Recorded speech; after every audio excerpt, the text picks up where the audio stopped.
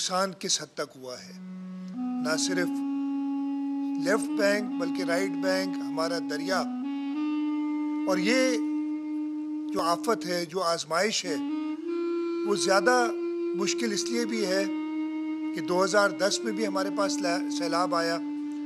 2010 میں دریا کا رائٹ ہینڈ جو سیدھے ہاتھ والا علاقہ تھا وہ سارا ڈوب گیا.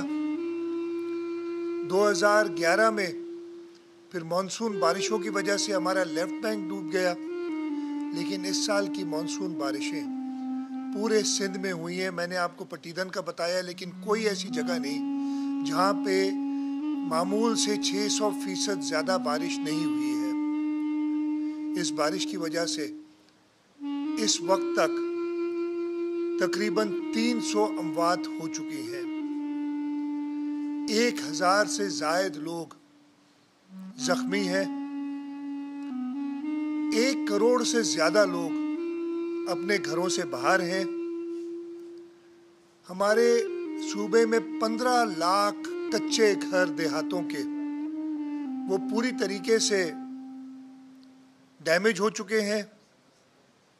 ہمارے 23 اضلاع، 101 تعلقہ اور 5718 دے اس بارش سے شدید متاثر ہوئی ہیں.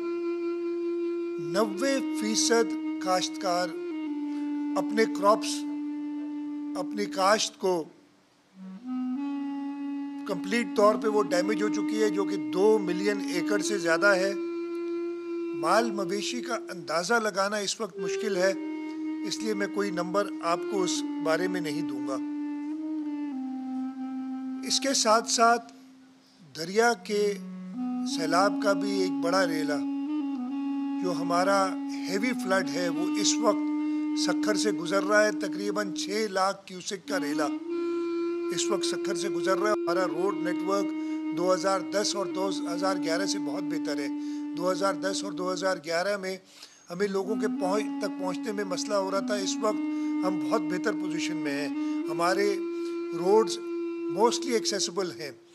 میں چاہتا ہوں کہ مخیر حضرات وہاں لوگوں تک پہنچیں اور حکومت کی شانہ بشانہ لوگوں کی خدمت کریں. میں اس کے ساتھ ساتھ اپنے لوگوں سے بھی اپیل کرتا ہوں جو اس مشکل میں ہے کہ لا اینڈ آرڈر کو ہاتھ میں نہ لیں.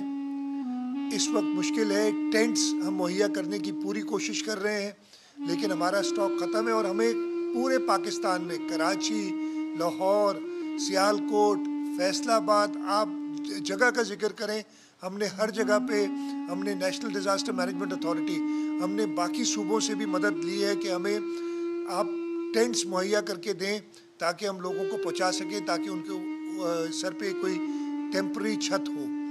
اور جیسے ہمیں مہیا ہوتے ہیں ہم سب کو پہنچائیں گے. لیکن میں لوگوں سے کہوں گا کہ اس مشکل وقت میں حکومت کا ساتھ دیں. کوئی بھی لا اینڈ آرڈر کی سچویشن، امن و امان کی صورتحال پیدا ہونے نہ دیں. اس سے اور تکالیف بڑھیں گی، کچھ بہتر نہیں ہوگا. میں لوگوں سے یہ بھی اپیل کرتا ہوں کہ روڈوں کو بلاک کرنے کی بجائے اس سے تکلیف یہ ہوتی ہے کہ آپ تک امداد نہیں پہنچ سک رہی ہے. آپ ایک جگہ روڈ بلاک کرتے ہیں لیکن اس کا جو اثر ہوتا ہے وہ پورے صوبے میں ہو جاتا ہے. میں یہ بھی گزارش کروں گا، اپیل کروں گا کہ روڈوں کو کھلا رکھیں. ہم آپ تک پہنچنے کی پوری کوشش کر رہے ہیں اور حکومت انشاءاللہ تعالی ہر جگہ پہنچے گی. ہمیں اس امتحان میں صبر، بہادری اور ہمت کی ضرورت ہے. اپنے لیے تو ہر کوئی جیتا ہے، لیکن آپ کو اپیل کرتا ہوں کہ اس امتحان کی گھڑی میں ایک دوسرے کے لیے جئیں، ایک دوسرے کے بھائی بہن اور بزرگ بن کے مدد کریں.